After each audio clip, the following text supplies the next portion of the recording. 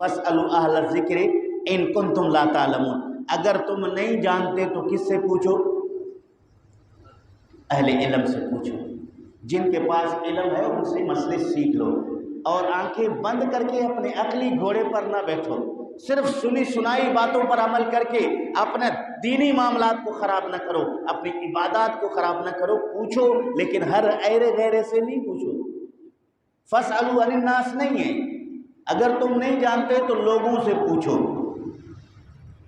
فاسألوا عن العوام، اگر تم نہیں جانتے تو عوام سے پوچھو، نہیں ہے فاسألوا اہل الذکر ان کنتم لا تعلمون، اگر تم نہیں جانتے تو ہر ایرے غیرے سے نہ پوچھو، اہل ذکر سے پوچھو، جو اہل القرآن ہیں، جو قرآن کریم کے علم جانتے ہیں، مصطفیٰ کریم کا فرمان جانتے ہیں۔ اگرچہ مفسرین نے اہل ذکر سے ائمہ مجتہدین کو مراد لیا ہے، مفتیان دین کو مراد لیا ہے، جو اس سے شریعت کے تمام آگاہ اور مسائل سے جانتے ہیں۔ البتہ جو جس مسئلے کو صحیح طرح سے جانتا ہے اس سے آپ مسئلہ پوچھ لو تو وہ آپ کو صحیح طرح سے دین سمجھائے اور سمجھنے کے بعد سیکھ لو۔ اس لیے نبی اکرم صلی اللہ تعالی علیہ وآلہ وسلم نے فرمایا کہ جو دین سیکھنے کے لیے، دین کے علم حاصل کرنے کے لیے کسی راستے پر چلنا چاہتا ہے، دین کے علم حاصل کرنے کے لیے کوئی راستہ اختیار کر لیتا ہے کہ میں اس راستے کو چل کر دین حاصل کر لوں، حضور اکرم صلی اللہ علیہ وسلم نے فرمایا کہ اللہ تعالیٰ جل شانہ ایسے شخص کے لیے جنت کا راستہ آسان کر لیتا ہے۔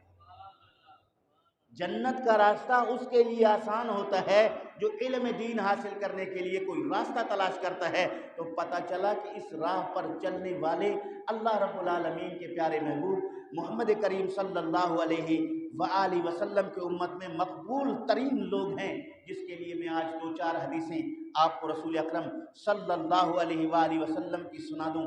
میرے آقا محمد کریم صلی اللہ علیہ وآلہ وسلم کے نزدیک دین کی کتنی اہمیت ہے، دین کے علم کی کتنی اہمیت ہے، اور دین کے علماء کی کتنی اہمیت ہے۔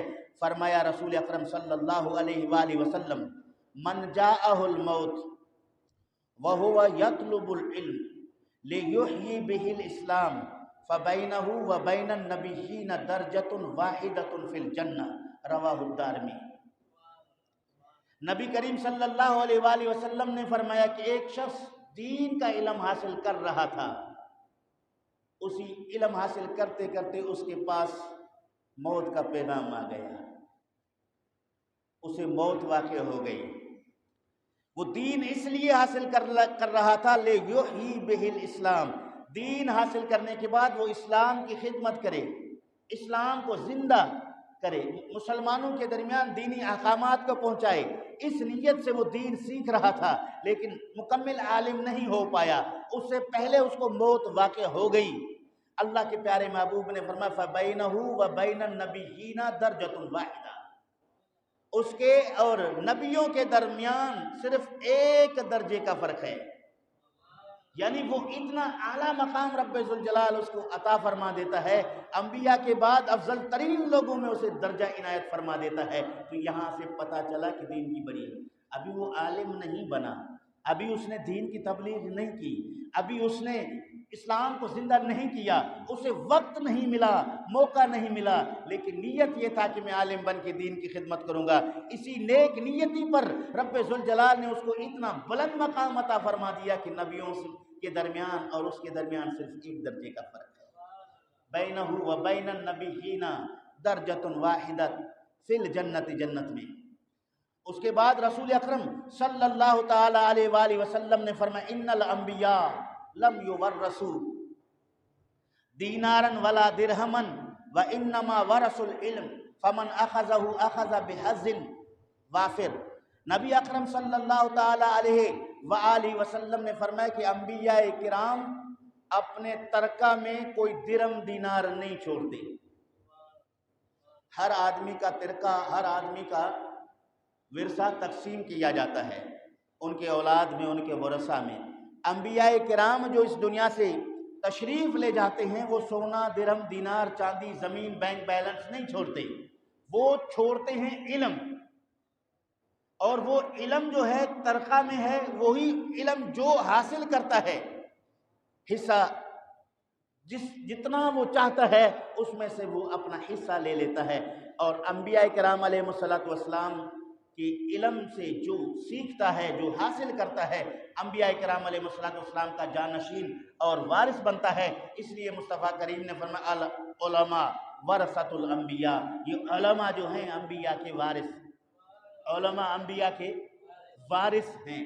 اب علماء انبیاء کے وارث ہیں، اب انبیاء کے پیغام کو آپ اگر سننا سمجھنا چاہتے ہیں تو علماء انبیاء کے وارث ہیں، آپ ان سے سیکھیں۔ انبیاء نے جو شریعت دین لے کر آئے ہیں، اگر اس دین کو سیکھنا چاہتے ہیں تو انبیاء کے ورثہ سے پوچھیں، یہ علماء ہیں، وہ آپ کو بتا دیں گے۔ نبی اکرم صلی اللہ علیہ وآلہ وسلم نے اس کی واضح کلمات کے ساتھ بیان فرما دیا، اور اللہ کے پیارے محبوب محمد کریم صلی اللہ علیہ وآلہ وسلم فرماتے ہیں، درود شریف پڑھیے تو میں عرض کروں۔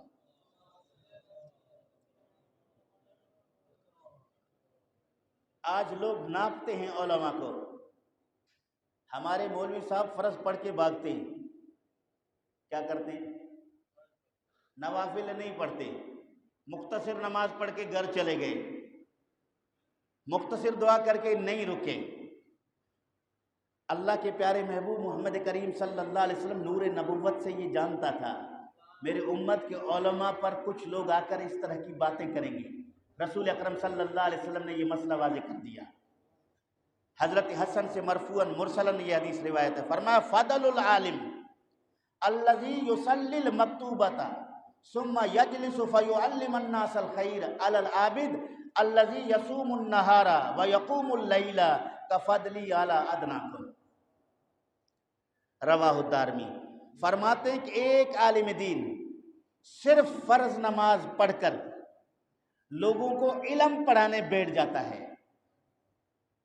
فرض پڑھ کر علم پڑھانے بیٹھ گیا، ابھی باقی نوافل وغیرہ ذکر تذکرہ دوسری چیزوں کو چھوڑ کر اس نے فرض ادا کرنے کے فوراً بعد علم پڑھانا شروع کر دیا۔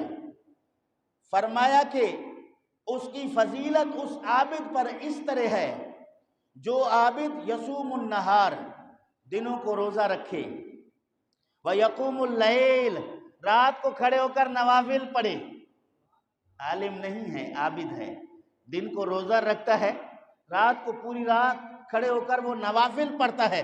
فرمایا اس پر اس عالم کی اس طرح فضیلت ہے جس طرح میری فضیلت تم میں سے ایک ادنا آدمی پر ہے۔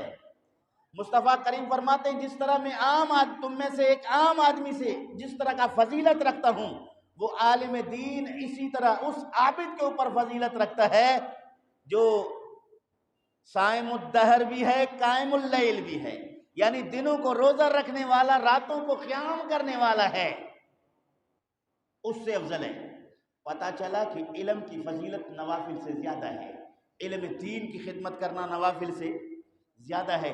اس لیے علماء مختصر اگر عبادت کر کے اپنے حجرے کی طرف جاتے ہیں تو اس سے بدگمان نہیں ہونا چاہیے، وہ دین کا کام کر رہے ہوں گے، کوئی شرعی مسئلے کی وضاحت کر رہے ہوں گے، کہیں وہ دینی تبلیغ کرنے کے لیے اپنا وقت لگا رہے ہوں گے۔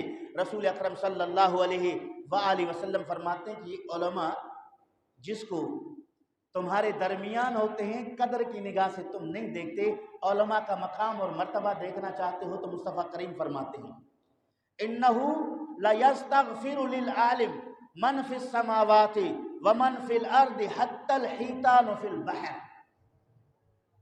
فرمایا کہ اللہ رب العالمین کی وہ مخلوق جو آسمانوں میں ہے، جو زمین میں ہے، یہاں تک کہ مچھلیاں دریا کے اندر ہیں، وہ اس عالم کے لیے مغفرت کی دعا مانگ رہے ہیں۔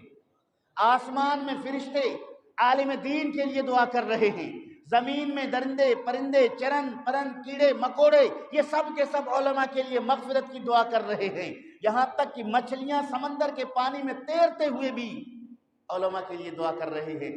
دعا کیوں کی جاتی ہے؟ ان کے نزدیک علماء کا مقام بڑا مرتبہ ہے، وہ یہ جانتے ہیں کہ علماء کی وجہ سے دنیا قائم ہے، علماء دین کی خدمت کر کے لوگوں کو گمراہی سے بچا رہے ہیں، دین کا پیغام دے رہے ہیں۔